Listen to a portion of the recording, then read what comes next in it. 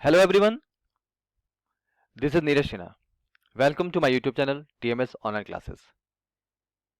आज का ये video fundamental operation in maths में ही है। आज यहाँ पे ये पार्ट 5 वीडियो हमारा है। इसमें हम लोग डिविजिबिलिटी रूल्स के बारे में जानेंगे, लेकिन इसमें हम प्रयास ये करेंगे कि हम पहले डिविजिबिलिटी रूल को जानने से पहले हम डिवीजन पे थोड़ा सा ऑब्जर्वेशन करेंगे कि डिवीजन का जो प्रोसेस होता है, उस प्रोसेस को समझेंगे। उसके बाद हम लोग पार्ट 6 में डिविजिबिलिटी रूल जो होता है 2 का, 3 का, 5 का, 6 का, 7 का, जो भी नंबर का होता है रूल्स, वो हम लोग एक एक करके देखेंगे। तो इस वीडियो में हम लोग डिवीजन प्रोसेस को ऑब्जर्व करेंगे। ठीक है, चलिए लेट अस स्टार्ट।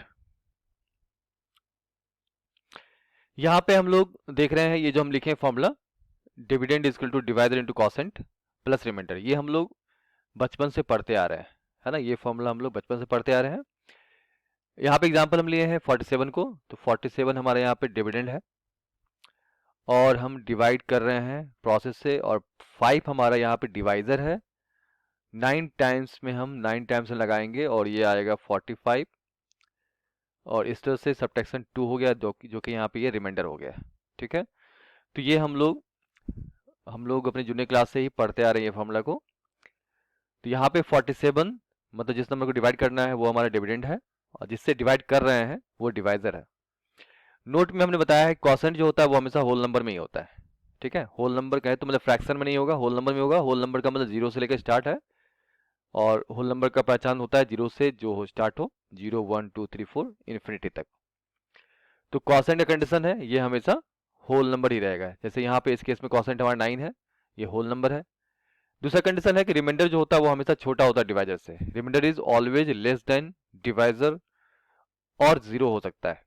जैसे यहाँ पे रिमाइंडर आ गया हमारा 2, और यहाँ पे डिवाइजर हमारा है 5, ये हमारा डिवाइजर है 5।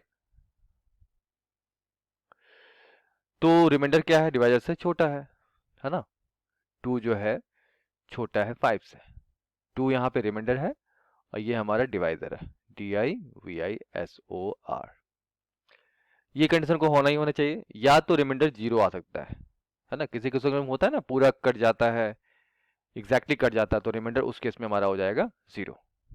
ये एक बातें हो गई। नेक्स्ट देखते हैं। यहाँ पे एक एग्जांपल हम लिए हैं, इस टॉपिक का नाम है ऑब्जर्वेशन ऑफ डिवीजन। इसमें हम ऑब्जर्व क्या करेंगे वो देख लेते हैं। इसमें ऑब्जर्व ये करना है हम लोगों को कि कोई, जैसे यहाँ पे एग्जांपल है 238 238 एंड 6, इसको हम लोग एग्जांपल लिए हैं। तो हम देख के समझ सकते हैं कि 6 जो है 238 को 238 को डिविजिबल नहीं कर पा रहा है। तो हम कह सकते हैं कि 238 इज नॉट डिविजिबल बाय 6, क्योंकि इसका आंसर डेसिमल में आ रहा है। इसको और अच्छी तरह से हम देख सकते हैं। यहाँ पे सॉल्व करके मैंने 6 लिया, फिर यहाँ पे 238 है, तो इसमें लगाते हैं 6 के टेबल में पढ़ते हैं, 6 3 जा 18 आ गया, और यहाँ पे 18 लिख देंगे। और प्रोसेस के अकॉर्डिंग हम जानते हैं कि माइनस करना पड़ता है, तो हम डिवीजन के प्रोसेस के अकॉर्डिंग फॉलो कर लिए। एंड नाउ सब्ट्रैक्शन 5 आ गया, एंड ये हमारा 8 जो है आ गया नीचे। और अब जो लगाएंगे 6 के टेबल में, 6 9 जा 54, सो 54 आ गया, एंड सब्ट्रैक्शन आएगा इसका 4, जो कि रिमाइंडर कहला गया। तो ये रिमाइंडर हमारा हो गया r, और क्वोशेंट हमारा हो गया 39, ये हमारा डिवाइजर है। तो अभी तो हम देख के समझ सकते हैं कि 230 इज नॉट डिविजिबल बाय 6, लेकिन 238 के आसपास कोई ऐसा नंबर हो सकता है जो 6 से डिविजिबल होगा। ये हमारा ऑब्जर्वेशन का विषय है। तो हम 238 को कैसे बनाए डिविजिबल, मतलब 238 के आसपास कोई ऐसा नंबर कैसे बनाए जो 6 से डिविजिबल होगा, उसको कैसे हम ऑब्जर्व करेंगे। सिंपल है। एक तो पहला प्रोसेस ये है कि जो रिमाइंडर आता है, जैसे यहाँ रिमाइंडर 4 आया है, उसको हम अभी जो डिविडेंड है, ये 230 क्या हमारा है, डिविडेंड है। इस 238 में अगर हम रिमाइंडर को ऐड कर दें, रिमाइंडर को हम क्या करें, इसको इसमें रिमाइंडर ऐड नहीं करना है। रिमाइंडर को अगर हम माइनस कर दें, रिमाइंडर को अगर हम माइनस कर दें, -4, यहाँ रिमाइंडर 4 है, तो आंसर आ गया 234। 234। तो एक तो प्रोसेस ये है कि जो हमारा डिविडेंड जो डिविजिबल नहीं हुआ है किसी पार्टिकुलर डिवाइजर से, तो उसमें जो रिमाइंडर आता है, जैसे यहाँ 4 आया है, तो उसको अगर हम माइनस कर दें एक्चुअल डिविडेंड से, जो कि अब आया 234, तो ये जो नया नंबर आया है 234, वो अब उसी डिवाइजर से, जो कि यहाँ 6 है, आप देखिएगा यहाँ पे ये पूरा पूरा डिविजिबल हो जाएगा। तो एक तरीका हो गया रिमाइंडर को माइनस करने का। इस तरीका से हम कुछ जो है आसपास का नंबर ला सकते हैं, जैसे 238 के आसपास 234 आया माइनस करने के बाद। इस तरह से हम यहाँ पे लगा के देखते हैं। 6 3 जा 18, 5 54 हो गया, 6 9 जा 54, तो ये हमारा कैंसिल हो गया 0 0। यह एक वे है रिमाइंडर को सब्ट्रैक्ट करने का। दूसरा तरीका कैसे करने का है? दूसरा तरीका यह है कि डिवाइजर और जो रिमाइंडर है उसका डिफरेंस, इस क्वेश्चन के एग्जांपल में डिवाइजर 6 है, रिमाइंडर 4 है, इसका डिफरेंस क्या हो जाएगा? 2 हो जाएगा, है ना। अब इस डिफरेंस को जो डिविडेंड दिया हुआ है उसमें हमें ऐड करना होगा। तो 238 है, इसमें हम इसके डिफरेंस को ऐड किए 2, तो हमारे पास क्या आंसर आ गया? 240। तो 240 जो है वो अब देखिएगा, जो ये नया नंबर आया है जो कि 238 के आसपास है, तो ये जो 240 है, वो अब उसी सेम डिवाइजर से, जो कि यहाँ 6 है, उससे ये 40 टाइम्स में लग जाएगा, ठीक है ना। तो 40 टाइम्स में 6 जो है इसको डिवाइड कर दिया 240 को। तो हम लोगों ने ऑब्जर्व ये किया कि कोई भी नंबर अगर किसी पार्टिकुलर नंबर से डिविजिबल नहीं है, तो उस नंबर को जो कि डिविडेंड का काम करेगा उसके आसपास का नंबर लाने के लिए एक तो हम रिमाइंडर को माइनस कर देते हैं उसी डिविडेंड में, एक तरीका हो जाएगा, तब वो उस पार्टिकुलर डिवाइजर से डिवाइड होगा।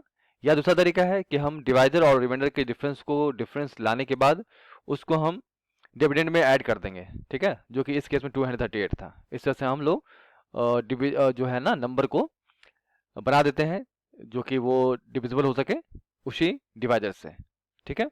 तो हम लोगों ने अब यहाँ सीखा कि जब कोई नंबर डिविजिबल नहीं होता है किसी खास नंबर से, तो उसके आसपास कोई नंबर कैसे बनाया जाए ताकि उसी डिवाइजर से वो डिविजिबल हो सके। अब नेक्स्ट देखते हैं। तो हम लोगों ने ऑब्जर्व क्या किया? ऑब्जर्वेशन 1 है, if we subtract the remainder from the dividend, then the dividend the resultant number becomes divisible by a particular divisor, ठीक है। अभी हमने समझाया। तो ऑब्जर्वेशन 1 में था कि सब्ट्रैक्ट करना पड़ता है रिमाइंडर को। ऑब्जर्वेशन 2 क्या हम लोग किया कि या हम कैसे बनाते थे, या हम लोग करते हैं if we add the difference of divisor and remainder to the given number, जो कि गिवन नंबर डिविडेंड होता है, the number becomes divisible by that particular divisor, ठीक है। तो ये दो ऑब्जर्वेशन अभी हम जस्ट किए हम लोग, फिर से उसको देखिएगा आप तो और समझ में आएगा। नेक्स्ट देखते हैं। यहाँ पे हम लोगों ने यहाँ पे एग्जाम्पल से ये समझाने का प्रयास किया है कि -37 डिवाइड 5, ठीक है। इसमें हम क्या देख रहे हैं कि 5 से जो है 37 डिविजिबल नहीं है, ओके राइट। तो हम लोगों ने क्या किया कि -37 जो यहाँ पे है जो कि 5 से डिवाइड नहीं होगा, तो 5 से डिवाइड करने के लिए हम लोग अपने मन से -3 +3 किया। ऐसा क्यों किया? क्योंकि -3 अपने मन से क्रिएट किए हैं और +3 लाना पड़ेगा। इसका क्रिएट करना -3 +3, इसका कोई मैथ्स में इफेक्ट नहीं है, इसको कहते हैं मैथ्स में क्रिएट किया हम लोगों ने, क्योंकि इसका रिजल्ट नेट रिजल्ट क्या होने वाला है? कट के 0 होने वाला है। तो अभी भी ये -37 ही है, ठीक है। क्योंकि इस क्वेश्चन को हम लोगों ने लिखा था फ्रैक्शन में -37/5, ठीक है। तो यहाँ पे -3 +3 कैसे आया? ये हमारा खुद का क्रिएट किया हुआ है, और मैथ्स में इसका इफेक्ट इसलिए नहीं है क्योंकि -3 +3 कट के 0 ही हो जाएगा। लेकिन जरूरत क्या था? जरूरत ये था कि -37 और -3 को अगर हम ऐड करेंगे तो ये हो जाएगा -40 और ये हो जाएगा +3। और अब हम इसको सेपरेट कर देते हैं। तो -40 को हम लोगों ने 5 से डिवाइड किया और +3 को 5 से डिवाइड किया। अब देखिए यहाँ पे ये जो 5 है 40 को आराम से काटेगा -8, इस तरह से हम समझ सकते हैं, यह भी एक तरीका है कि जो एक्चुअल आया है होल नंबर में।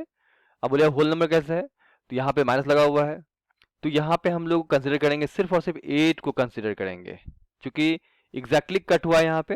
तो जो भी जितना टाइम्स में कट हुआ है एग्जैक्टली, तो वो टाइम्स को हम लोग कंसिडर करते हैं, और ये टाइम्स ही हमारा कॉसेंट, इसलिए कॉसेंट हमने 8 लिखा।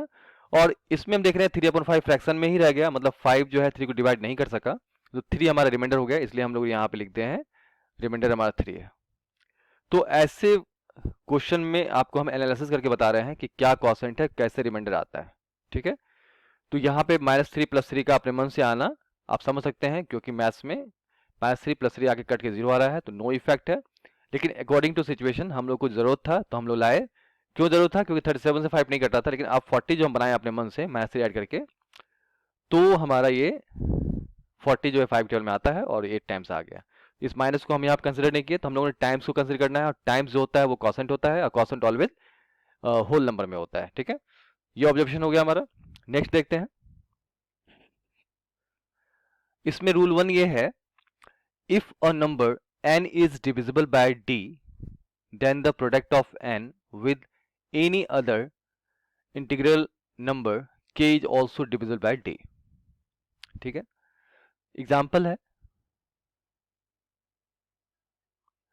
अगर हम ले रहे हैं 6 को हम बोल रहे हैं 2 से डिवाइड करना है, तो आप सब जानते हैं कि 2 से ये एग्जैक्टली कटेगा 3, तो ये भी डिवाइड करने का तरीका है, अपॉन में करके भी, या इसको हम दूसरे तरीका से करें जो हमारा ट्रेडिशनल वे है, उस वे से करें अगर हम, तो 2 3 6, रिमाइंडर क्या आ गया 0। तो जब कोई नंबर एग्जैक्टली डिविजिबल होता है, उस केस में रिमाइंडर ऑलवेज क्या होगा, 0 होगा, ठीक है। इसलिए हमने यहाँ पे लिखा है रिमाइंडर 0, मतलब ये बता रहा है एग्जैक्टली डिविजिबल है। रिमाइंडर 0 बताता है कि वह नंबर डिवाइजर से एग्जैक्टली डिविजिबल है, ठीक है। आई रिपीट, तो यहाँ पे कहा क्या रहा है इस रूल में, कि अगर कोई नंबर किसी पार्टिकुलर नंबर जो कि यहाँ 2 है उससे डिविजिबल है, तो अगर उसको हम प्रोडक्ट कर देते हैं, मतलब किसी चीज़ से मल्टीप्लाई कर देते हैं, तो ऐसे यहाँ n है ना, n से k को प्रोडक्ट किया गया है, तो हमारे पास यहाँ 6 था, तो हम लोग क्या कर रहे हैं 6 में अपने मन से 4 से मल्टीप्लाई कर दिए, है ना, with any other integral number k। तो हम लोगों ने k मान लिया 4 है यहाँ पे, तो अब जो रिजल्ट आएगा नया नंबर का वो क्या हो जाएगा 24। लेकिन d यहाँ पे क्या था, d इसमें हमने लिया था 2 को, अब भी यहाँ पे k से मल्टीप्लाई करने के बाद 2 ही से डिवाइड करेंगे, तो ये नंबर जो प्रोडक्ट आया है, मल्टीप्लाई आया है 6 × 4 24, वह भी जो है एग्जैक्टली कटेगा, और उसका भी रिमाइंडर क्या होगा 0 होगा। तो यहाँ पे हम लोगों ने देखा कि 12 टाइम्स में ये जो है एग्जैक्टली कट रहा है, तो यहाँ भी रिमाइंडर 0 हो गया। तो रूल के हिसाब से ये बातें सही है। तो रूल 1 ये याद रखिए कि कोई नंबर अगर डिविजिबल है d से, तो उसका प्रोडक्ट अगर किसी भी नंबर से करते हैं, जो कि यहाँ पे k है, और इस एग्जाम्पल मैंने 4 लिया है k की जगह पे, तो वो जो प्रोडक्ट आएगा जो कि यहाँ 24 आया है, वो भी जो है सेम डिवाइजर जो कि यहाँ पे 2 है उससे वो डिविजिबल होगा। नेक्स्ट देखते हैं, रूल 2 क्या कहता है।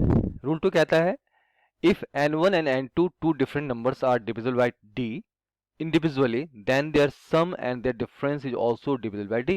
इसको भी हम लोग देख लेते हैं प्रैक्टिकल एग्जांपल से। एग्जांपल है n1 टू डिफरेंट नंबर्स, तो मान लेते हैं कि मैंने लिया टू डिफरेंट नंबर्स, 4 एक नंबर है n1, और एक नंबर n2 हम ले रहे हैं, वो ले रहे हैं 6। तो दोनों का सम n1 + n2 कितना हो जाएगा बेटा, ये हो जाएगा आपको 4 + 6 and 10। एग्जाम्पल के अकॉर्डिंग मैंने 4 and 6 लिया था, n1 n2। शो ये हो गया सम हमारा। डिफरेंस क्या हो जाएगा, डिफरेंस हो जाएगा इसका, डिफरेंस अगर हम ले लेते हैं n2 - n1, 6 - 4, यहाँ पे 2 हो गया। मान लेते हैं कि इसका सम जो है वो 2 से डिविजिबल है, n1 + n2 का ऑब्वियसली है, क्योंकि 2 से 5 कट जाएगा, दिख रहा है। तो उसका जो डिफरेंस आया है वो यहाँ 2 है, वह भी तो 2 से डिविजिबल है, 1। तो याद रखिए जब कोई दो नंबर ले, जैसे मान लीजिए अगर हम बोलते हैं 12 प्लस 4 क्या होता है 16 है, ये दो नंबर है, ये 4 से डिविजिबल है, बिल्कुल है। तो इसका जो माइनस होगा n1 माइनस n2 जो कि 8 है, वह भी तो 4 से डिविजिबल होगा। तो ये रूल 2 हमारा कहता है, ये रूल 2 समझ में आ गया है। अब लोग नेक्स्ट देखते हैं। रूल 3 क्या कहता है? रूल 3 कहता है if a number n1 is divisible by n2 and n2 is divisible by n3 then n1 must be divisible by n3। ये क्या कह रहा है, इसका एग्जांपल देख लेते हैं हम लोग। इसको भी हम लोग इस तरह से समझते हैं एग्जांपल से ही। n1 जो है डिविजिबल है 2 से, तो n1 मान लेते हैं कि 16 है। n1 क्या है हमारा 16 है। तो ये डिविजिबल बाय n2, तो डिविजिबल बाय n2 है, तो n2 को हम मान लेते हैं 4। तो हाँ 16 जो है 4 से डिविजिबल है अकॉर्डिंग टू स्टेटमेंट। फिर कह रहा है यहां से कि n2 जो है डिविजिबल बाय n3, n2 यहाँ 4 है हमारा, तो n3 मान लेते हैं ऐसा कोई नंबर जो कि 4 को डिवाइड करता हो। तो मान लो n3 को हम लोगों ने मान लिया 2, ठीक है। तो ऑब्वियस सी बात है कि यहाँ पे n2 4 है, n3 जो है 2 डिविजिबल होगा। तो क्वेश्चन के अकॉर्डिंग ये बातें यहाँ फैक्ट आ रहा है हमारे पास कि n1 जो है वो डिविजिबल है n2 से, जो स्टेटमेंट लिखा हुआ है। फिर लिखा हुआ है and n2 is divisible by n3, तो n2 जो है डिविजिबल है n3 से। हमने एग्जांपल जब सेम लिया एग्जैक्ट, तो बोलता है n1 जो है must be divisible by n3। तो इसका मतलब है कि n1 जो होगा तो वो n3 से डिविजिबल होगा ही होगा, मस्ट। तो ऑब्वियसली होगा, क्वेश्चन के अकॉर्डिंग बोला तब n1 जो है वो भी डिविजिबल n3 से होगा। इस तरह से हम लोग यहाँ देख भी रहे हैं कि 16 n1 है और n3 हमारा 2 है, यह भी डिविजिबल है और आंसर आ रहा है 8। ओके, तो ये हमारा स्टेटमेंट रूल 3 का ये है कि अगर कोई नंबर n1 है जो कि n2 से डिविजिबल होता है और n2 जो है वो डिविजिबल है n3 से, then n1 must be divisible by n3। Okay, next देखते हैं हम लोग। रूल 4 हमारा क्या कहता है? If two numbers n1 and n2 are such that they divide mutually each other, it means they are same, that is n1 is equal to n2। तो अगर बोल रहा है म्यूचुअली, तो मान लीजिए म्यूचुअली का मतलब क्या हुआ, ये अगर n1 है और ये 6 मान लेते थोड़ी देर के लिए, ये n2, तो या ऐसा करते हैं 4 के जगह पे हम इसको इरेज कर देते हैं, इसको मान लेते हैं 2। इसको हम लोगों ने 2 मान लिया n1 को, ठीक है।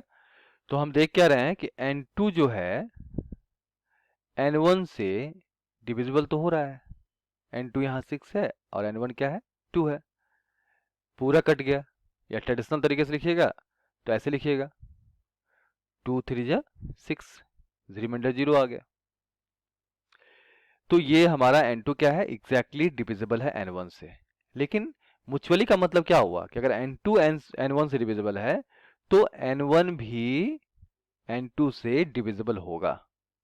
तो इस केस में देखते हैं होता है नहीं, n1 को आप 2 रखिए, n2 को 6 रखिए, ये कट गया 1/3 आ गया। तो ये एग्जैक्टली n1 जो है n2 से डिविजिबल नहीं है। तो जबकि क्वेश्चन कह रहा है कि म्यूचुअली अगर होता है मतलब 2 6 को करेगा डिविजिबल तो 6 भी 2 को डिविजिबल करेगा, ऐसा तब हो सकता है। ऐसा कब हो सकता है? एक ही केस में हो सकता है जब नंबर सेम हो। अगर n1 भी कोई भी नंबर ले रहे हैं, मान लिया n1 7 लिए तो n2 भी 7 ही होगा। तो ये n1 अगर n2 से डिविजिबल है जो कि 7 ही है, तो n2 जो 7 है वो भी n1 से ही डिविजिबल होगा। इसका मतलब ये हुआ कि ये बातें तभी हो सकती है संभव, म्यूचुअल वाली बातें, जब दोनों नंबर आपस में सेम हो, ठीक है। अब हम लोग नेक्स्ट वीडियो में क्या करेंगे, नेक्स्ट वीडियो में हम लोग समझेंगे